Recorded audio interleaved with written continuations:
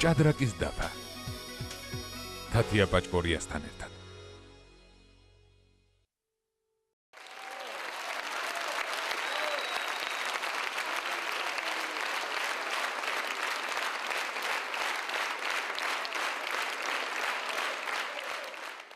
ჩემი აღზრდით და რაც ტვინით და ჩემი სურვილით მე ვარ აი ეს. მაგრამ ღმერთმა როგორც ეს ჩანს, სხვანაირად მოისურვა. სხვანაირად კი არ მოისურვა, მე არ ვთამაშობ, ის მათამაშებს. და მათამაშებს ყოველთვის королем. Или королевой.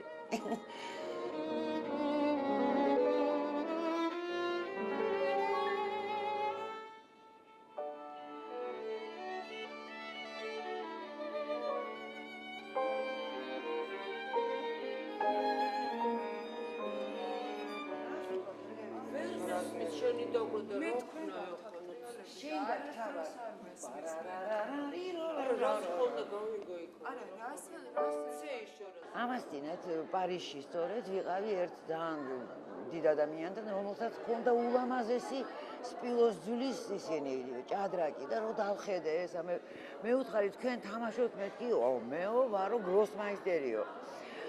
ხო და შენა ვიციო თამაშიო მე ვუთხარი მე როდესღაც ვითამაშე მოდი ვითამაშოთო. ერთი 2-3 სვლის შემდეგ დავინახე რომ ის იგებს. მაშინ უცებ ამივარდა სისხლი თავში, უკვე მოგებული იმისი პარტია და ესე იგი გავოფრიანდი, რაღაც სასწაული კონცენტრაცია მოხდა ძალის და ისეთი სვა გავაკეთე, რომლის შემდეგაც ის კაცი გაოგნდა. ვერ მოიგო და პარტია მოუგე მე. წარმოგიდგენთ, აქნამდე ვერ მოსულა გონზე ის კაცი. ეს რა მიქენიოდა, მაგრამ მე ვიყავი როგორი, იცით, აი, როგორი დაძაბული. და განა იმიტომ, რომ ახლა მე ჩემ დღეში არ მქონდა ესეთი ამბიცია, რომ ჭადრაკში მომერო, მაგრამ რახან მე ეს დავიწყე ამის თამაში, ეს ტვინით კი არ მომინდა, არამედ აი, ბუნებამ მომცა ეს ძალა, რომ უნდა დამეფიქსირებინა ჩემი თავი. იგივეს განიცდის ნებისმიერი კონცერტის დროს. საიდანღაც მოდის უსაზღვრო ენერგია და წაგების საშუალებას არ აძლევს. ის დამთმობია, ლმობიერი, მაგრამ რაღაც უხილავი ძალა ყოველთვის დედოფლად ათამაშებს. მისი პიროვნებაც სწორედ ბუნების, გონებისა და აღზრდის პაექრობაში ჩამოყალიბდა. მოგება არ შეიძლება რომ იყოს ჩემთვის საპატიო, მაგრამ ბუნება შვება თავისას. მე მიყვარს სხვას დაუთმო. აი რამე სიტუაციაში თქვა ხშირად არის ხოლმე რომ ოდნავ რაღაც უნდა გავაკეთო, რომ ვიღაცას რაღაცა წინ დაუდგე. ხო გესმით, კატეგორიულად არ დაუდგები წინ და მე დავდგები უკან, ოღონდ იმან მიიღოს ეს ისა. რატოა ესე არ ვიცი, მე მიხარია. მე მიხარია, რომ კი არ მოვიგე, იმას მოვაგებინე. მუსიკა მასთან ერთად დაიბადა. პირველი სიტყვა სიმღერა იყო. მუსიცირება და როიალთან შეხება 3 წლის ამსცადა. ვიოლინო კი მის ცხოვრებაში 7 წლის ასაკში გაჩნდა და სამუდამოდ დარჩა. მისი პირველი სვლა დიდ ხელოვნებაში მუსიკალურ 10 წლეთში პროფესორ ლეო შიუგაშვილის ჯგუფში მოხვედრა იყო. მანამდე კი საკუთარ ძმას ელდარს, რომელიც ვიოლონჩელოზე უკრავდა, ჩუმად უსმენდა. თვითონ იყო გენიოსი, როგორც მუსიკოსი, ვიოლონჩელისტი, 10 წლით უფროსი, ის რომ მეთადინეობდა ხოლმე ჩემთან, თოს სახში, იმას არ უყვარდა რომ ვიღაცა უსმენდა და მე 2 წლის შევძრებოდი ხოლმე იმ ოთახში როიალის ქვეშ და ჩუმად უსმენდი ხოლმე. მის ოჯახში სიტყვას კარიერა არასდროს ახსენებდნენ. ლიანა ისაკაძისათვის მშობლებს არც ის უსწავლებიათ თუ როგორ უნდა გაეკვალა გზა მწვერვალებისაკენ. მის პროფესიულ წინსვლას ყველანაირად ხელს უწყობდნენ, თუმცა მათთვის მთავარი გოგონას ჯანმრთელობა იყო. ლიანა ისაკაძე საზოგადოებამ თავიდანვე აღიარა. სმენელები მის და მის საქებარ სიტყვებს არასდროს იშურებდნენ. მას კი მხოლოდ ბავშვური მიამიტობით ეგონა, რომ ადამიანები უბრალოდ გულკეთილები იყვნენ.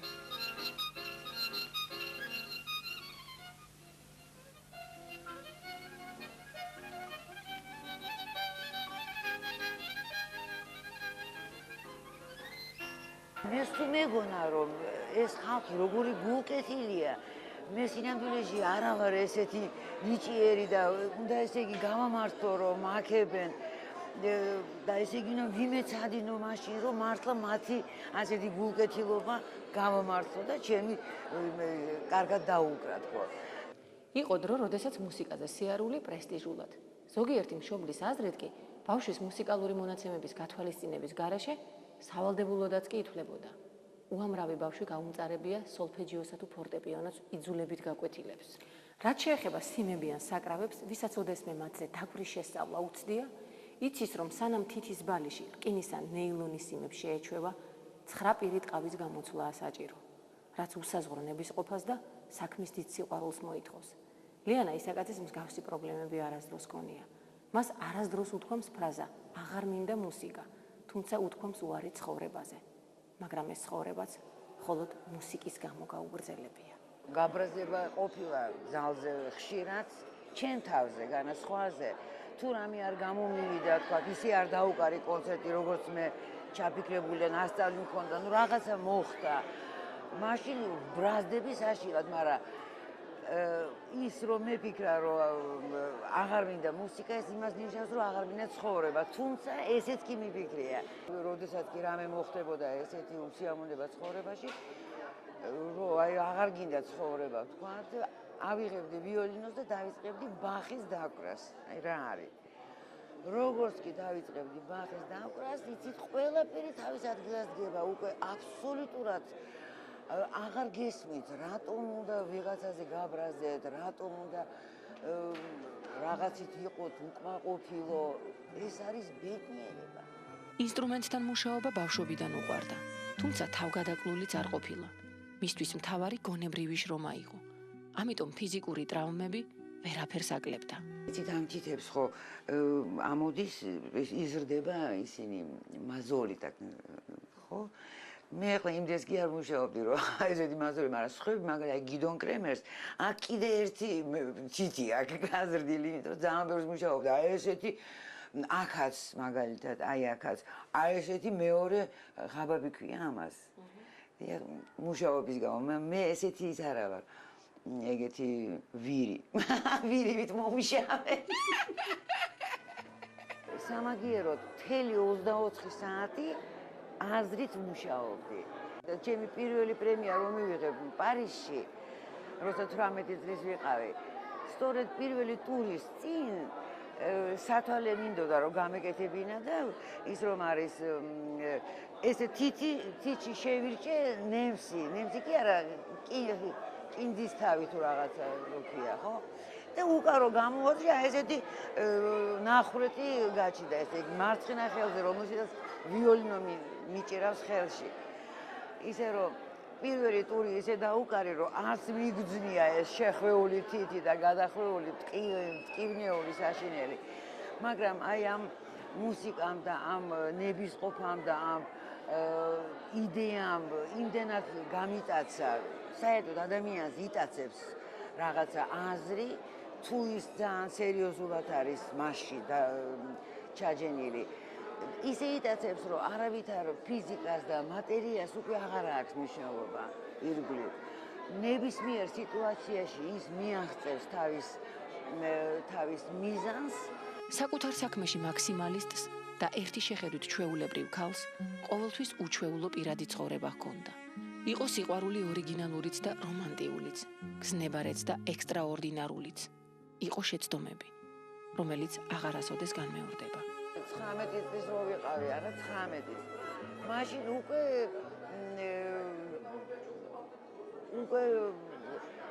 გავაკეთე ისეთი რაღაცა, რის შედეგადაც უნდა მომეკლა თავი, то есть უკვე უნდა კვდებოდი. მაგრამ შემთხვევით გადამარჩინეს სრულიად, როგორ ახლა სასაცილო ძალიან. მე მითხრეს, რომ ისაო სტრეპტოციტის ეს ტაბლეტკებიო უნდა დალიოთო, 40 წალიო და მოკვდებიდო, გული გაგიზრდებადო, ხო, მაშინ მასწავლე. ავდეგი და დავლიე ის 40 ტაბლეტკა. და ზივარ ახლა, ველოდები, როცა მოკვდები, 19 წლის. ხო და ზივარ, როცა მოკვდები და არ ვკვდები გასულ, რაშია საქმე. ხო და ამ დროს შემოვიდა შემოვიდნენ ხალხი და რა სიხარო ესე იმას ავიდო და მე 2 საათი გავიდა და უთხარი რაშია საქმე. რომ აი ველოდები რომ იმოქმედებს და აუ დაიწყეს ჩემი კუჭის ამორეცხვა, მთელი ამბავი ვატყდა იქა, ვედროებით წყლისვა და ბოლოს აღმოჩნდა რომ ეს ტრეპტოციტის იმაში თურმე ყოფილა სულ 0,3 გრამი და უნდა ყოფილიყო 10 გრამი. წარმოგიდგენთ, აი ამ ბედმა გადამარჩინა. ჩვენ ყველამ ბავშვობიდანვე უნდა ვიცოდეთ და დავაფასოთ ეს სიცოცხლე. ყოველი დღე არის ეს ბედნიერება, რომ ჩვენ გვაქვს ამის უნარი, რომ შევხედოთ ამ მზეს, ამ ხალხს, ამ სიყვარულს, ამ სილამაზეს. ეს არის დიდი ბედნიერება და მადლიერების გზნობის მეტი ღმერთისადმი ჩვენ არაფერი არ უნდა გქონდეს, მაგრამ სანამდის ამ აზრამდე ადამიანი ახალგაზრდობის და ძალიან ბევრ სიცოცხლეებს გააკეთებს, გასაგებია. პირადი ცხოვრება უფრო რთულად მიდიოდა ვიდრე ხელოვნება. დღეს ეს ყველაფერი სასაცილოდ ეჩვენება. მისთვის სიცოცხლე სხვა თუ არაფერი ცუდად შესრულებული კონცერტის გამოსასწორებლად ღირს. ამის გამო უბრალოდ ღამეები არ მძინავს, თორე თავს როგორ მოიკლავ, ის რო არ გამოვასწორო ის ცუდი კონცერტი, ამის გამო მე უნდა ვიცხოვრო, რომ გამოვასწორო ის ცუდი კონცერტი, განათავი მოვიკლა. ასეთი შემთხვევები ვარსკვლავთა ცხოვრებაში ხდება. ლაფსუსის ან კონცერტის დროს ექსტრემალური ვითარებისაგან არც ვირტუოზი შემსრულებელნი არიან დაზღვეულნი.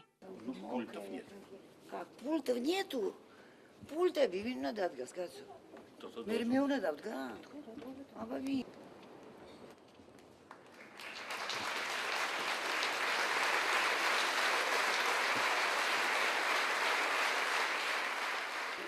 არა, როგორი ეს სულ სრიალებდა ხოლმე ეს ხემი იგიდაგე დადიოდა.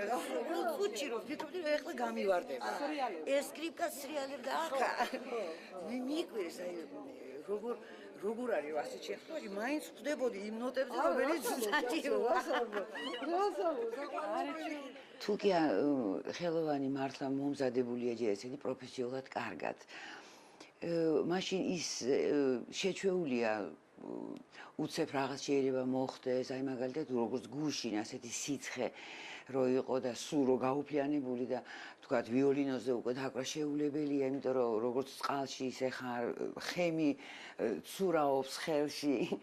ასეთ ექსტრემალურ სიტუაციებში მაინც მოქმედებს პროფესიონალიზმი. ესე იგი და ეს იმას ნიშნავს, რომ მთავარია რომ ამ დროს თქვა ტვინი არ გაითიშოს და როგორც მე წინე იმაზე ვთქვი, რომ რასაც კარნახობს ტვინი, იმას აკეთებს ტანიც. მართლა ძალიან ძნელია ამის ყველაფრის სულიერად ატანა და ფიზიკურადაც ატანა, მაგრამ თუ კი კონცერტი კარგად ჩატარდა და თუ კი მსმენელი, მარტო მსმენელი კი არა ესეთი თბილი, არამედ თქვენ თვითონ თუ ხართ რაღაცით კმაყოფილი თქვენი შესრულებით, მაშინ აი ეს მთელი დაღლა სულიერი და ფიზიკური ისეთი კომპენსირება გამოდის, რომ უფრო ვითომ ახლად იბადებით. პროფესორ ოისტრახის კლასით სამსაერთაშორისო კონკურსში გამარჯვებული, მსოფლიოს სახელგანთქმული მევიოლინე ლიანა ისაკაძე 1970 წელს მოსკოვის ფილარმონიის სოლისტი გახდა. 1991 წელს კი მას საქართველოს სახელმწიფო კამერული ორკესტრის ხელმძღვანელობა შესთავაზეს. ყოფილიყო შემსრულებელი და ამავდროულად დირიჟორი ლიანა ისაკაძისათვის საკმაოდ სარისკო აღმოჩნდა. თავიდან რომ დავთანხმდი აი ამ კამერული ორკესტრის ხელმძღვანელი რო ყოფილიყავი, მე უთხარი რომ კი ვიქნები ოღონდ ერთი პირობით, რომ მე არასდროს არ მისწავლია დირიჟორობა და არ ვიქნები თქვენი დირიჟორი. მე მოგამზადებ თქვენ და მე კონცერტზე დაუბრალთ უდირიჟოროთ. მაგრამ საქმე იმაშია, რომ მე ხوار შემილია, რომ გავიდე ორკესტრის წინ პირველ რეპეტიციაზე და არ ვიყო მომზადებული დირიჟორის და ამიტომ წინასწარ მე უბრალოდ წიგნი წავიკითხე დირიჟორობაზე, რომ ვიცოდე, რომ საით უნდა ვაჩვენო ხელით, ხო, ეს ელემენტარული დირიჟორის ეს კარგად შევისწავლე და რომ დავიწყე პირველ რეპეტიციაზე, მეორეზე, მესამეზე ორკესტრი ისე მოეწონა, რომ კონცერტის დაკვრა კატეგორიულად უარის თქვეს უდირიჟოროთ, ესე იგი მე უნდა მედირიჟორნა, წარმოგიდგენია? არა და მე არ მინდოდა კატეგორიულად, იმიტომ რომ მე ვთვლიდი, რომ ჩემი პროფესია მაინც ვიოლინო არის, ეხლა თქვენ უკვე მოგამზადეთ, გადით ეხლა დაუკარით მარტო უჩემოთ.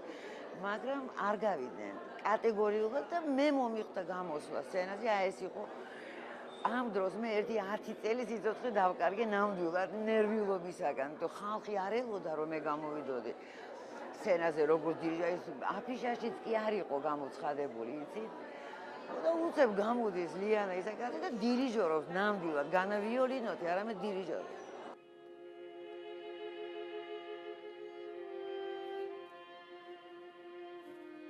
კამერულ ორკესტრში დაშვებული ერთი უმნიშვნელო უზუსტობაც ადვილი შესამჩნევია მსმენელისათვის. რასაც ვერ ვიტყვით სიმფონიურ ორკესტრზე. ის რაც კულისებში და რეპეტიციაზე ხდება, პირდაპირ კავშირშია კონცერტთან და სცენასთან. ამიტომ ლიანა ისაკაძე, რომელიც ორკესტრს ოჯახს უწოდებს, მის წევრებში პირველ რიგში პიროვნებებს, შემდეგ კი მუსიკოსებს ეძებს. ლიანა ისაკაძემ ერთხელ თქვა, რომ ადამიანობას გენიოსობაც ვერ ჩაანაცვლებს. როდესაც მე ახალი რო დამნიშნეს რომ მოვედი აი კამერულ ორკესტრთან როგორც ხელმძღვანელი, მაშინ მოვახდინე კონკურსი, იმიტომ რომ ცარიელი ადგილები იყო ძალიან ბევრი და ამ კონკურსში მივიღე განა მარტო ძალზე მაგარი პროფესიონალები, არამედ ისეთი მე ხელად ვამჩნე ვინ როგორი ადამიანია. ჩემთვის ამას ძალიან მნიშვნელობა აქვს, დიდი, უფრო დიდი ვიდრე მის პროფესიონალიზმს. იმიტომ რომ ის უნდა შემოვიდეს ჩვენს ოჯახში, ხო, აი ეს ორკესტრი, ეს არის ოჯახი, რომელსაც უნდა ქონდეს იმის უნარი, რომ შეუყვარდეს კოლეგა თავისი, რომ მას მოусმინოს, იყოს ერთ სულში შესული. და რაც შეეხება პროფესიონალებს, ეს მით უმეტეს ქართულ ხალხში და საერთოდ ნებისმიერ მუსიკოს კარგი დირიჟორი აუცილებლად კარგად დააგვრეინებს.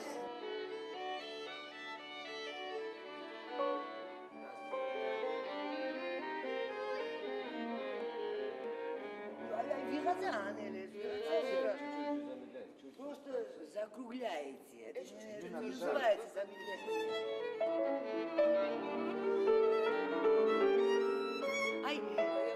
Амас, нельзя это как-то проще сыграть. Вы уже начинаете уже еще рано.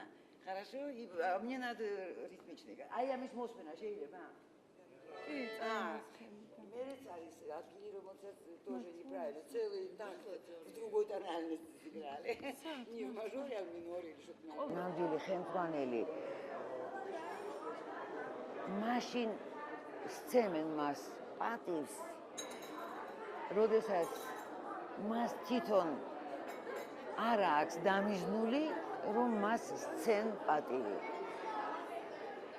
და იქცევა სრულიად დიდი სიყვარული, დიდი გულით, საქმით და აქ მუსიკა ძალიან დიდ როლს თამაშობს. თუ კი ადამიანი მართლა ადამიანმა იცის ხელმძღვანელმა რა უნდა მას, აი იდეალურად აქვს წარმოდგენილი მისი იდეა. და იდეალი, იცის ზუსტად როგორ უნდა შესრულდეს, რა სჭირდება. ნებისმიერ ხელმძღვანელს ეს პოლიტიკაში იქნება თუ ფიზიკაში იქნება თუ მეცნიერებაში, ხელმძღვანელმა უნდა ზუსტად იცოდეს რა უნდა მას. თუ ეს მან კარგად იცის, ყველა ვინც კი მას უსმენს, აღყვება მასთან. ჩვენს ყოველთვის ეჭვი გვეყარება ჩვენს თავში, სულ ეჭვიანობთ, აბა ეს უფრო კარგია ესა, მაგრამ სულ ყოველთვის ვეძებთ აი იმ ერთადერთ სწორ პასუხს. და აუცილებლად უნდა მივახციოთ ამ სწორ პასუხს. თუ ჩვენ მივედით ამ სწორ პასუხზე, მაშინ ჩვენ სულ ყველას დავარწმუნებთ, რომ ეს სწორია. კლასიკური მუსიკა ყველასათვის იოლად აღსაქმელი არ არის. ლიანა ისაკაძემ შეძლო, რომ მისი საშემსრულებლო ხელოვნება ერთნაირად საყვარელი და გასაგები ყოფილიყო როგორც მელომანი, ისე რიგითი მსმენელისათვის. კლასიკურ მუსიკაში აპლოდისმენტების გამოხატვასაც თავისი კულტურა აქვს. ბევრი ადამიანი ჩავარდნილა უხერხულ მდგომარეობაში, მაგალითად ჩაიკოვსკის კონცერტის დროს უადგილო რეაქციის გამო და დარბაზში მსხდომთა ირონიული მზერაც კი დაუმსახურებია. მე არ მაქვს მიზნად, არასდროს არ მქონდა დასახული, რომ ყველას მოვეწონო, საერთოდ არ მაქვს ესეთი განზრახვები.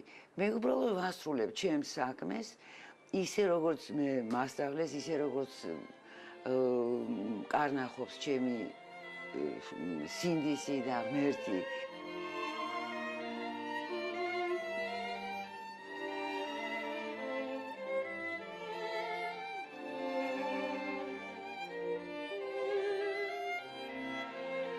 ადამიანი უნდა იყოს მართალი და აბსოლუტურად კომპრომისის გარეშე თავისადმი თუ კი მან დაუშვა თავისადმი რაღაცა რო იტყვიან პაბლაშკა რომ ახლა ეს შეიძლება ეს გამივა არ გაუვა შეიძლება იმ წუთში გავავიდეს მაგრამ ამას სხვა ძალიან ამჩნევს და განსაკუთრებით ამჩნევს სწორედ აი არაელიტარული მსმენელი უბრალო ხალხი არ არის ისე გაქნილი მოქცევაში და კონტაქტში და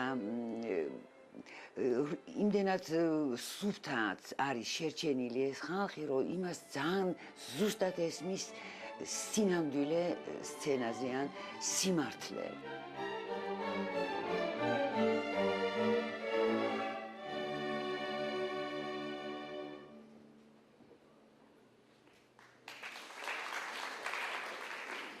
ნებისმიერ მსმენელი, სადაც ნებისმიერ დარბაზში, ეს არის ნიუ-იორკი, ლონდონი, პარიზი, მოსკოვი, თუ დაი მოსკოვიც წარმოგიდგენიათ.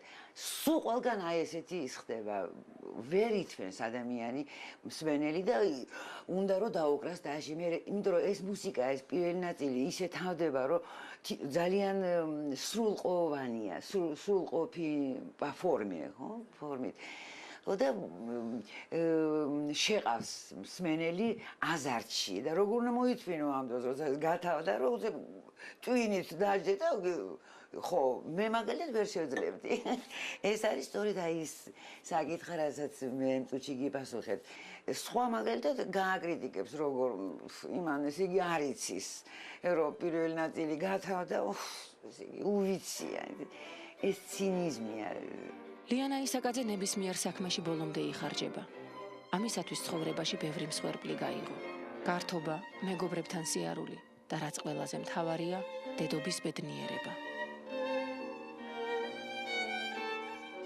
მამა ჩემი იძახდა, რომ ადამიანს ერთადერთი რაც შეუძლია მართლა ყველაზე კარგი რაღაც გააკეთოსო, ეს არის ადამიანი გაზარდოსო.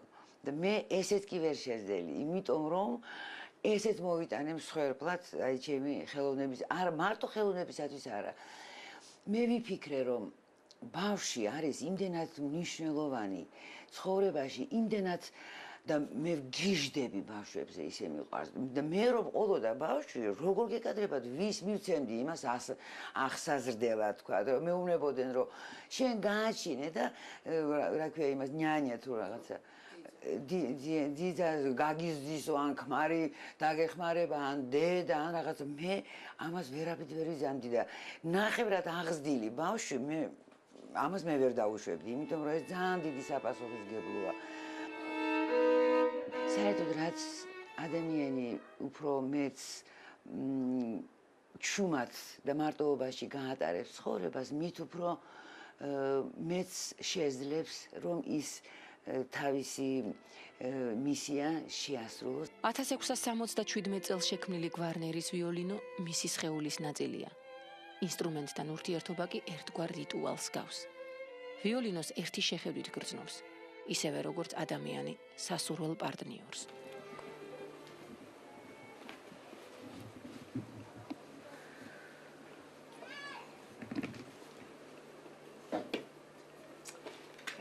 გამახსნეინეთ, ეხლა უნდა მაშინ გუში იმ ეიფორიაში არ გამიწვენია მის შემდეგ მაგრამ უნდა თორე არ შეიძლება.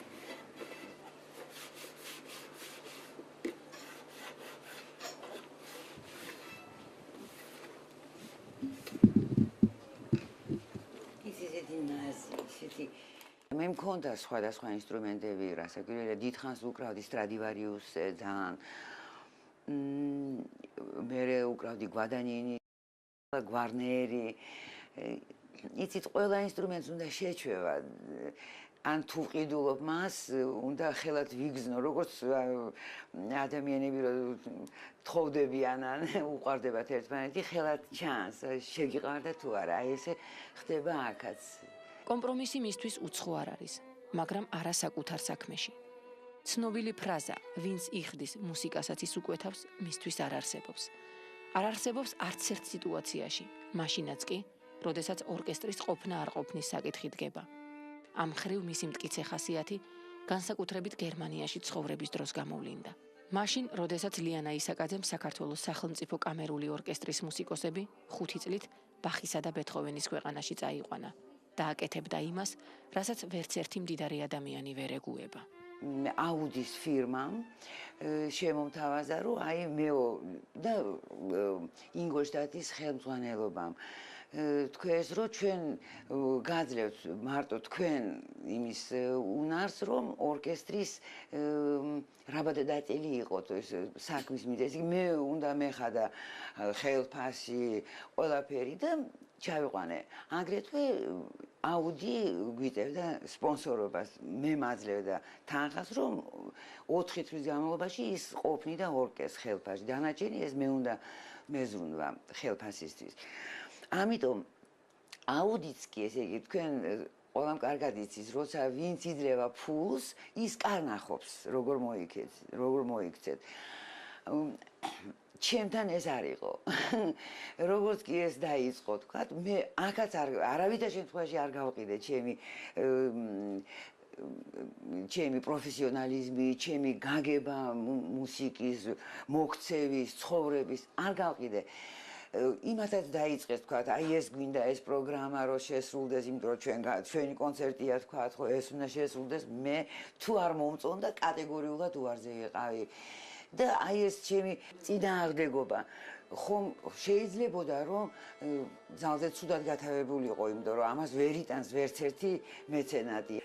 მაგრამ აი მაგაშია მთელი ჯერჯერობით ჩვენი პრობლემა საქართველოში, რომ ის ვინც იძლევა თქვათ მეცენატობს და იძლევა სპონსორობს, ხომ? უნდა იყოს თვითონ ძალზე მაღალი კულტურის მქონე. იმიტომ რომ მარტო მას შეუძლია დააფასოს ნამდვილი ხელოვანი. და ჩვენთან კიდე მე მგონი ფულით გაიზარდა ბევრი ხალხი, მაგრამ სულიერებით და კულტურის ჯერჯერობით ისე არა. მე როგორც ვამჩნევ, აი ბევრი იძლევა სპონსორს იმ შემთხვევისთვის, თუ კი ვისაც აძლევს ფულს, ის მოუტანს უფრო მეტ შემოსავალს. ეს უკვე აღარ არის სპონსორობა. ეს არ არის ნამდვილი მეცენატობა. აი აქედან მოდის, აქედან დაბლდება მთელი ხელოვნება, მთელ სოფლიოში. მას გაუმართლა აუდის მილიარდერი პრეზიდენტი, გერმანული მეტალის შეფი და ის ხალხი, ვისთანაც ლიანა ისაკაძეს საქმიანი ურთიერთობა ჰქონდა, კლასიკური მუსიკის უსასრულო თაყვანისმცემლები იყვნენ და ის სწორედ მისი ხასიათის გამო უყვარდათ. მაგრამ არავინ იცის, გაუგებდნენ თუ არა ამ ხრივ მას საქართველოში. ან საერთოდ, ვინ იქნებოდა ლიანა ისაკაძე მე-20 საუკუნის 90-იან წლებში რომ დაბადებულიყო. ჩემი მშობლები არ წავიდოდნენ ვიღაც მეცენატთან, ან ვიღაც დიდარ ადამიანთან, რომ ეთხოვათ ფული თავის შვილისთვის. ამას არ გააკეთებდნენ.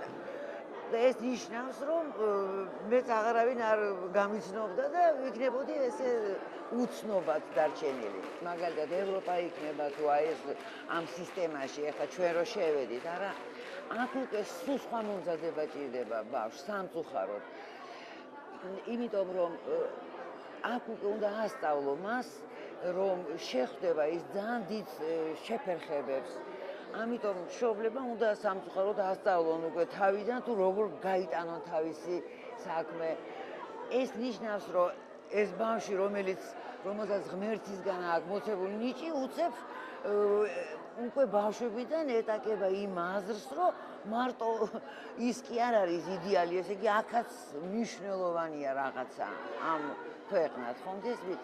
და ეს მნიშვნელოვანი რაღაცაც ჩვენ უნდა ესე იგი არ გაუშვათ ხელიდან.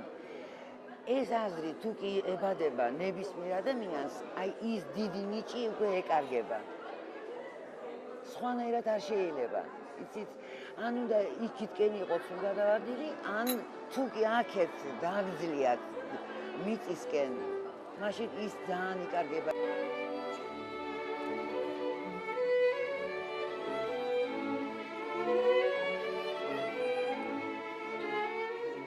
მან უდირიჟორა მსოფლიოს წამყვან კამერულ ორკესტრებს.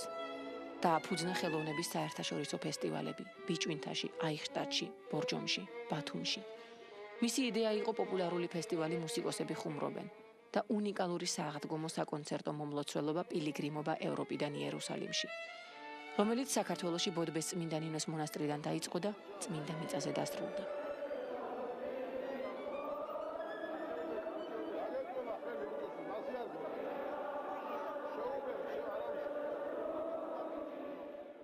ლიანა ისაკაძე საქართველოში არსებული ყველა პრესტიჟული პრემიის ლაურეატია და დასახელებულია მე-20 საუკუნის ერთ-ერთ საუკეთესო მევიოლინედ.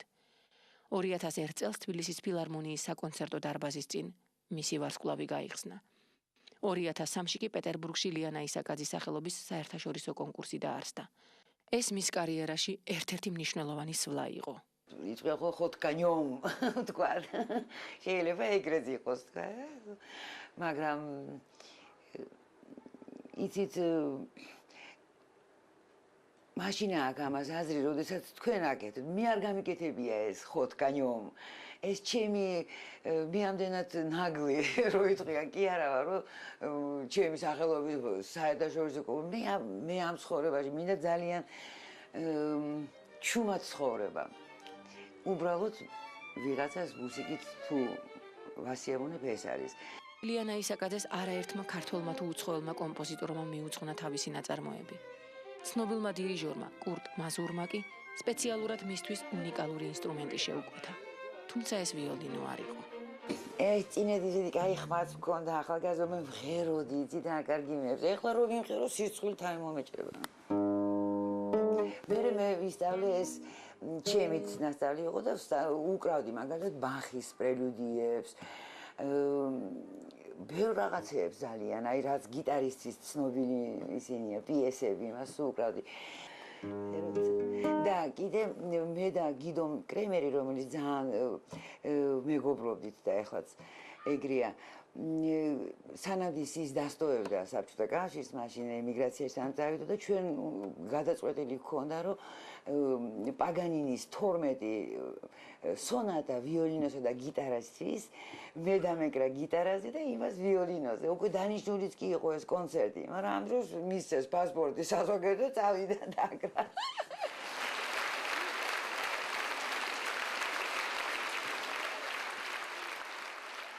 იმდენი რამე ხდება ცხოვრებაში, რომელიც ჩვენ გონებამდე ვერ მოდის, რატომ ხდება? და სუსტი ადამიანები იმას, რაც არ მოდის გონებაში, უბრალოდ არ მიიღებენ და გადადებენ გვერდით. მაგრამ ეს არსებობს. ეს იმის ნიშანია, რომ ჩვენ ყველა ვართ მონები კი არა, მონები შეიძლება ეგრეც ითქვას. აი სწორედ იმ მაღალი არსების თუ სულის თუ რომელიც აკეთებს ყველაფერს აქ. აი ვინც კი რაღაცას გამოიგონებს, ეს მისი დამსახურება არ არის, ეს ჩვენი დამსახურება არ არის, იმიტომ რომ ჩვენ ძალიან პრინციპში პატარები ვართ და არა გვაქვს ამის უნარი. ჩვენ ვართ უბრალოდ სხეული, გული და რაღაცა, მაგრამ არსებობს მაღალი ძალა, რომელსაც მივყავართ ჩვენ ამ ცხოვრებაში. მე ძალიან კარგად ვიცი ეს ყველაფერი, მაგრამ რასაც კი მე ვაკეთებ თელ ჩემ ცხოვრების განმავლობაში, იცით რატო ვაკეთებ? იმიტომ რომ მადლობა უთხრა იმათ, ვინც მე მასწავლა, ვინც მე გამაჩინა, ვინც მომცა რაღაცა უნარი. ჩემთვის ეს არის უპირველესი, რომ აი სულ ყველას მინდა და მარტო იმათ კი არა, ვინც რაღაც მასწავლა და ცხოვრება მომცა, არამედ ხალხსაც მე მინდა მადლობა უთხრა, თქვათ